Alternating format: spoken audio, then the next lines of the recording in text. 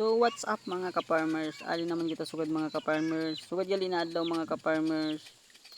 Matanggal kita sa damo kag mapahabok san aton amarguso. Papahabukan na naton ang puno niya mga ka-farmers. Kinagabunga na siya, kailangan niya pahabukan tapos lagyan na ng pampabunga na fertilizer.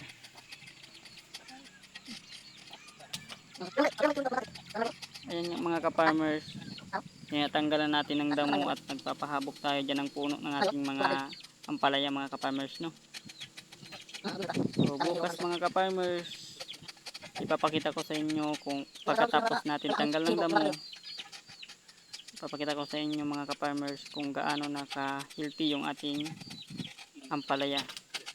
Din bukas maglalagay tayo ng pampabunga, yung urea fertilizer. Yun lang muna mga ka-farmers. Maraming salamat. God bless you all mga ka-farmers.